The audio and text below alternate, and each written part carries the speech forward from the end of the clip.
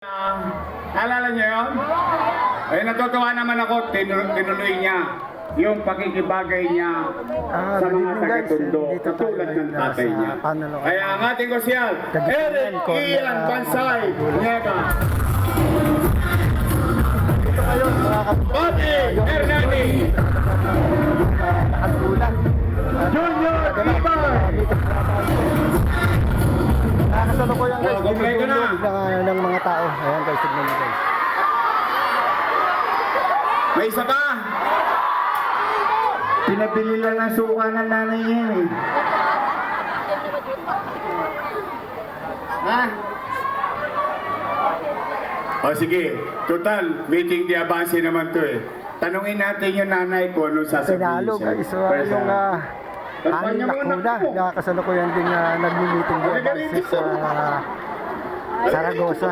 Anak mo yan eh. Corner din ito ng Kagitingan guys.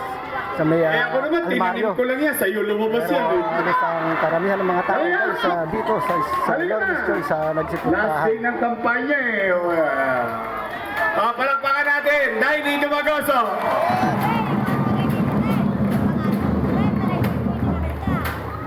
Hindi, alam nyo, sa totoo lang, hindi talaga namin gusto si Joaquin muna na pumasok sa politika.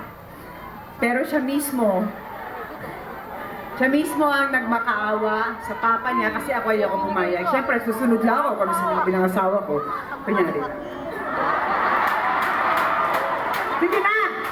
Siya ang padre di pamilya, tumaharap sa inyo mga taga-Tondo, ayoko siyang mapagyan. Siyempre, pagdating sa politika, susunod kami kung ano sasabihin. Please po. At nakita rin namin, sa anak namin, nakita ko sa kanya, yung puso niya na gustong tumulong, talagang may pinagmanahan. Ngayon guys, karami ang umaten sa meeting di avance ng Yormes Choice guys. At ayan guys, katibayan na talagang ang Yormes Choice dinudumog Pero hindi, kahit saan sa pumunta. totoo, hindi ko siya papayagan. Focus kung hindi ko sa nakita kanyang house tour yung sa motorcade at sa sa mga meeting di qualities avance. niya na masusundan niya ang yapak. Muli guys, kayo na Kaya po sa inyo, tumanggan ngayon dito. parang awa niyo na, isingit niyo na yung At anak ko. makita natin guys kung gaano karami ang Yormes Choice dito sa Tondo. Talagang isinisigaw na ng Tondo pagbabalik ng Yormes Choice guys. O di, Guys, o di ba, lima na. salamat po Pwede ako ba, sa sige nyo na si subaybay ng Joaquin. Kalagar TV Vlog. Pwede! Goodbye guys. Gusto ko lang ipaalala sa inyo, ganyan-ganyan nyo ako binoto nung araw. O, ulan na, uya na. Baka magkasakit kayo, hindi kayo mabot ng Lunes. Ang ating congressman,